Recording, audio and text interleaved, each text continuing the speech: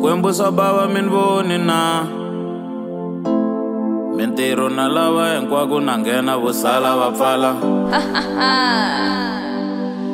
Yo my girl Fole na chela Zala na xava timbuti na tlhava Tinjeti na iza mapalo na Thokozani, a long time no see, I know. But yeah, welcome back to my channel. If you're a returning subscriber, I just began the video. But yeah, welcome back to my channel if you're a returning subscriber, and I'd like to really apologize to all my subscribers who have been waiting for me to upload something.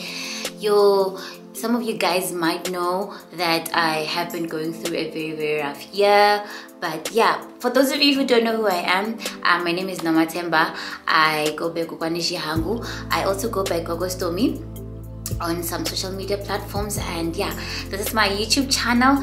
And hit the subscribe button and do join my family. I will be uploading more content from now on. I do promise you guys, I am finally back on YouTube. I've been away for so long, and I know, and I really do apologize for that, but I have been going through it, and I had to just pause and really just go through it, because sometimes you just have to go through it.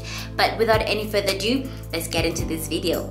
As you might have already seen from the title of the video, this video is a very personal video for me to make. It took me months and months to gather the courage, yeah, to speak about this on a public platform. But yeah, I think I'm finally ready now, because it's been well over a year since my marriage failed and I divorced, and I moved out of my matrimonial home with my children, and I moved back home to start over, start a brand new life. So it's been well over a year since all of that happened, and I feel like I'm finally ready to share a lot of my story. I want to share my story with someone, and I'm hoping maybe this video might help someone who is going into marriage, or who is in marriage and is also spiritually gifted. Even if you're not spiritually gifted, this video might be impactful for someone who wants to go into marriage. Did my ancestors ruin my marriage?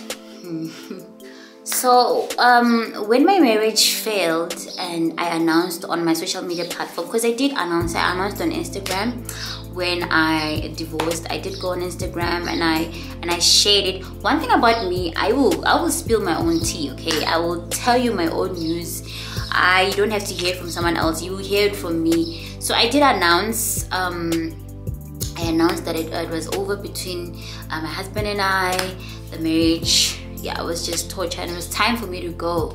And a lot of people were questioning as to why would your marriage fail? You're a sangoma. Because my marriage failed after I initiated. Hey, yeah, I divorced, I think a few months after I had graduated from initiation. I was now a sangoma. I had done everything my ancestors wanted me to do, yet my marriage still failed. But many people won't know that I actually went into initiation school while my marriage was already on the rocks. Okay, my marriage was already long on the rocks. It was already rocky for a while when I went into initiation, and a lot of people might not know that. And of course I did go into initiation hoping that it might fix some of that. That was not the main reason why I went Epeshweni. If you don't know my spiritual journey, please go back and watch my video about my spiritual journey, and you'll understand that it was always meant to be that I have to be the way I am today. But it was unfortunate that by the time that I went into initiation, I was married, and my marriage was already collapsing, and with the hopes that maybe my ancestors will be happy about it and give me their blessings finally after initiation. That unfortunately did not happen. So with ancestors, guys, so if you're a spiritually gifted person, you know that dating is not an easy thing to do for spiritually gifted people. It's really not easy for everyone in general, but it is just worse for someone who has the gift of their elders, who has a calling and has to answer to that calling.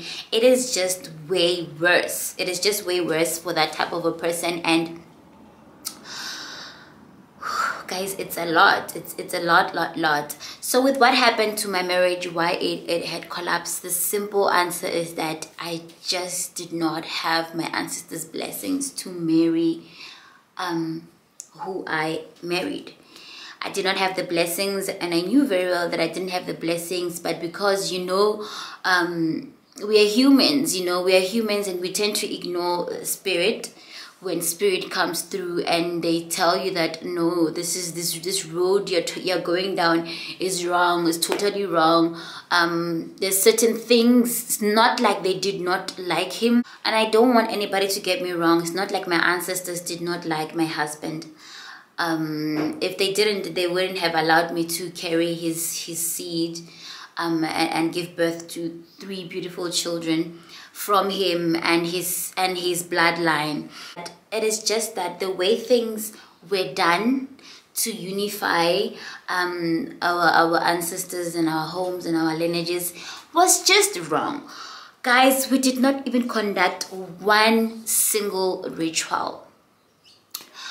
And as you might know that when you get married, there are certain rituals that need to take place in order to bring together both families. And for our marriage, none of those were done. Not even the basic one of like slaughtering a goat, akupahla, and those kind of things. None of those rituals took place. Zero. Mind you, I already knew that I'm gifted. I have to undergo initiation, and I already knew all of that when getting married. But my dad is alive. My mom is late. May her soul continue to rest in peace. So with my dad, my husband was supposed to meet my dad, and with the lobola thing, and my dad was like, no, I'm not coming to get the lobola. Guys, my dad did not even come to take the lobola. My dad did not take my lobola. He did not even touch 1 cent of my lobola. My dad is alive, and the reason for that was just because he did not like my husband. And this is not because of his nationality. For those of you who don't know, my ex is Nigerian. I have 3 little Nigerian babies. It had nothing to do with his nationality or anything. My dad just did not like the way he treated me. My dad does not play when it comes to his girls, and he just didn't like the way he treated me. And he was like, there is no way I am handing over my daughter to someone who does all of those things to her. There is no way in my right mind. So cut the long story short, my dad did not come to my lobola. He did not touch that money. We did not get the blessings from my father, who is the remaining parent. We did not get the blessings from him. And because I still went ahead and I was like, you know what, I'm getting married. I called my uncles from my mother's side and my aunts, and those are the people that took the money. Then I know, okay, fine. With that happening, I still went ahead and I did a lavish wedding, guys. Yo, we spent $250,000 on that wedding. We spent over 300,000 rands, and that was in 2019. For that wedding, we spent a lot, almost 400,000 rands for a wedding. It was beautiful, guys. Those of you who had seen my wedding pictures know that was my moment. Okay, I made sure all of my and I planned that wedding, by the way. I should be a wedding planner. I planned everything, and everything came to life. So yeah, it was beautiful. It was gorgeous. I had my white wedding, and I had my Yoruba dress on. Everything, the highlight of the moment. It was beautiful, guys. It was beautiful. I wish I would share the pictures with you, but I'll try and share some pictures with you guys of the wedding that I had. Absolutely beautiful, and I'll forever be grateful for having experienced being a beautiful bride like that, like in my lifetime.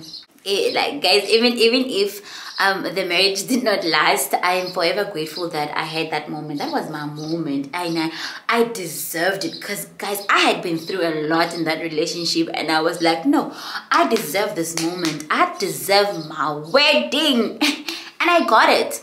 But did I get my marriage? Did I get my marriage? No. Guys, straight after the wedding, we headed back home. We had our honeymoon. We conceived our third baby. But guys, like from right after they, like, yo, everything was going. Everything was going. Let me tell you, everything was going. Marrying that person will not miraculously change him for the better. Trust me. Trust me. It won't.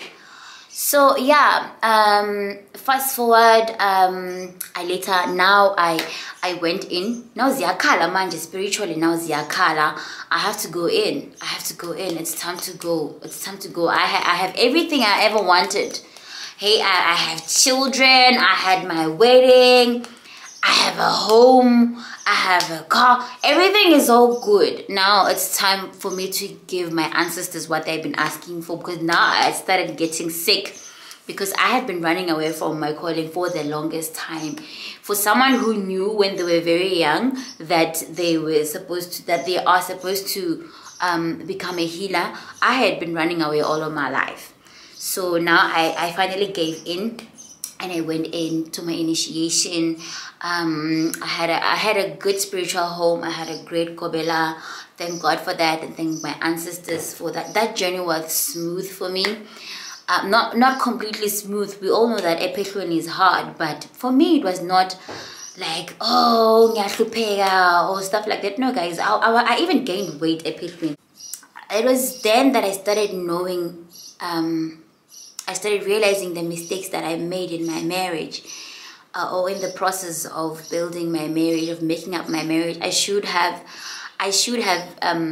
made my father and my husband make peace before everything else, so that the necessary rituals could be done. Because for someone like me, my dad is Zulu and my mom is Tonga, so I should have done the right things before going through with marriage. Usually we women, when we hear that we're getting married, we don't want to hear anything else. We just want to make sure that that day happens more than anything, and we forget to do the necessary things before actually going into marriage.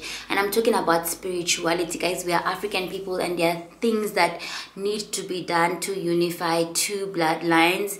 You don't just go ahead and say, I'm marrying this person, people come and eat and they go. And this is the reason why marriages do not last, because people just don't do anything anymore. Guys, you have to slaughter goats. With me, what was supposed to be done, because I later found out that what was supposed to happen is that we had to slaughter goats to unify our families. We had to go we had to undergo certain rituals that I'm not gonna go into details right now, but we had to undergo certain rituals that we're going to basically make us one unit, and we didn't even do that, which made it easy for our ancestors not to be involved in that marriage, because they were just not invited into the marriage. The necessary things for them were not done. I'm talking, we did not even do mkomboti, nothing. Guys, I did not even phahla for it, nothing. It was just, yeah, it was just paying for the venue, paying for the catering, the dress, the makeup, everything. Like, I basically did everything the Western way and forgot everything the African way. I did not do the necessary. I even later found out that actually it was supposed to be like be about 4 rituals that we're supposed to undergo. Guys, 4 rituals, if not more than 4 rituals that we were supposed to undergo to unify the marriage, the homes that we're coming together. But none of that was done. So you can imagine the disaster. So to answer the question, did my ancestors ruin my marriage? No, they did not ruin it. They were just not involved. They were just looking at it like, since you know what you're doing, Go ahead now, ma'am. Go ahead now, ma'am. Let's see how you handled this. Guys, let me tell you, everything was so rocky, everything was so bitter, and it was so hard to believe because what I portrayed on social media, you would think that I was having what we would call a perfect home and a perfect marriage, but it was far from it. It was far from it, guys. And I feel like I'm finally ready to speak about that, but this video is not about exactly what happened in my marriage. I will speak about it as time goes on, but right now I just want to speak about it on the spiritual side of things. Please, I advise, if you know you want to get married, or you know you're getting, but if you know you want to get married, or you know you're getting married, I advise you guys, please, before you even do your lobola, because obviously you're gonna discuss it as a couple, that okay, fine, we're getting married, I'm gonna be sending my uncles to your place and stuff like that. You're gonna discuss this. Please go and consult. Please go and consult and find out if you're marrying into the right family. And I know this sounds heavy because some of you guys don't want to go and find out that no, you're marrying into the wrong home or stuff like that. No, your ancestors are your people, and if you feel like you love that person and you ask them to actually guide you into that marriage, they might hear you out. Hear me out. They might hear you out. Please go and consult how you should do things. Find out what type of rituals need to be done, because these things, they differ per family, they differ per clan, and yeah, do that. And I know someone might come here and say, oh no, but I pray, we believe in going to church and going to whatever they call it, pre-marriage counseling, what don't. Then this is not the video for you. You're watching the wrong video. Then if that's what you believe in, then you're watching the wrong video. Go and pray, go and do your things, and let's hope your marriage will be able to last. Okay, but right now I'm talking to people who are spiritually woke, people who are waking up and starting to believe and getting back into their African roots. We are a generation that is waking up. Our ancestors are awakening through us. We're being shown things, we're being shown visions, we're being shown how to do things, and these are things that they used to do, and they're bringing them back through us. And if you look carefully, people who are going back to their roots and doing things according to their ancestors' ways, are just, yeah, things are going their way. And don't get me wrong, I'm not saying that if you listen to your ancestors or you do things a certain way that your ancestors did, you will not face any challenges. This is life, and we all face challenges, we all face problems, we are always gonna face challenges and problems. The goal is to overcome any situation that you come across. So yeah, if you know you're getting married, guys, go and consult. Find out what type of family you're going into. Find out what type of rituals that you're doing. In everything that you do, do not leave your ancestors behind, because they will not be involved. Now you'll be in marriage, you are crying, you're going inside and outside of ndumbas and prophets shacks and whatever. You're just up and down using muti. You forget that you did not bring in your ancestors into your marriage. Now your marriage is shaking and you're trying to call them, and they're like, but we're not welcome here. We were not here. We are not here. So if you know you didn't do any of those things, it's never too late to do them. It's never too late to do them. And I know some people might ask, okay, why didn't I do all of those things when I found out that there are certain things that I should have done that I didn't do? Why didn't I now do them to save my marriage? Guys, the answer is very simple. I just did not want anymore. Okay, I just didn't want anything to do with that marriage anymore. I did not want to fix it.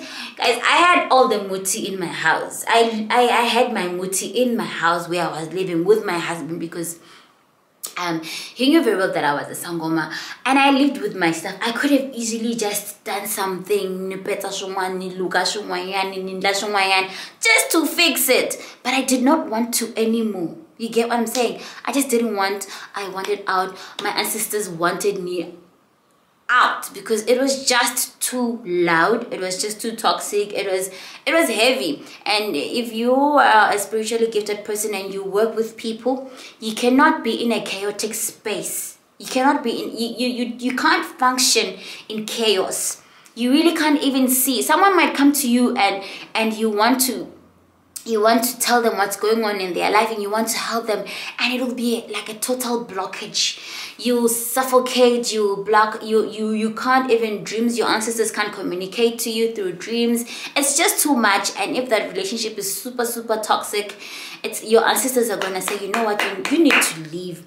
They will do everything in their power to make that place a very bitter. Trust me, they will come in and they will stir it up. They will stir it up until you don't want it anymore. And you'll be like, you know what? I got to go. I have to bounce. I have to get out of here to save myself and to save my gift. So I had to get up to save myself and my gift and just listen and just for once, just trust and believe in what my ancestors were saying, because I understand I had messed up before.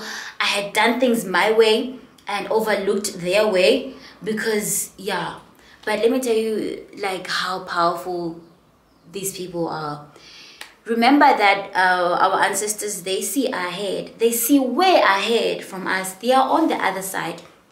We as humans, we function in the now. We function in the present moment. We really can't tell what's going to happen, even if we predict or even if we are shown visions. Sometimes we are shown short-term visions. They have long-term vision. Idlozi have long-term vision. They can see what's going to happen in the future, in the long run. And that's why you find out, you might wonder, why is it that when I get into a relationship, it does not last, what, things like that. It's because they can see what you cannot see. And even if they try to show you, at that time you're being naive because you're so much in love with a certain somebody, you overlook things and you just like, oh, okay, fine, red is orange, orange is red. Which is a very dangerous thing to do, to ignore your ancestors when they try to communicate with you, especially when it comes to things like relationships and marriage. So I advise you guys, please guys, namkombela, do things the right way. Always involve God and your ancestors when you're doing unions, so that they can fight your battles. Because the moment you join two families together, you don't realize what you're doing right there. You are, yeah, now it becomes like this. It becomes one unit, and you take on the other person's generational traumas and curses and blessings. Everything is now conjoined. It's one thing, which is why it is always best to go in it with your powerful ancestors, people who are there for you, people who are gonna fight for you, from outsiders and from insiders, because sometimes the battles come from inside, they also come from outside of our families. So it's always important to bring in your ancestors, so that they can be there to fight for you when you can't. All right, with that being said, yeah, I've come to the end of this video. Please do give it a thumbs up and comment down below, leave me a heart or leave me a Thokoza go. Don't forget to subscribe to my channel. Hit the subscribe. Sorry, I am back. Okay, I'm back, you guys, and I'll try as much as I can to upload content. I'll try as much as I can to be uploading useful content for you guys. There's just so much I wanna tell you guys on a personal level, and there's just so much I want to teach you guys on a spiritual level as well.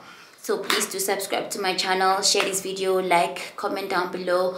I will see you guys on my next video. Thokoza.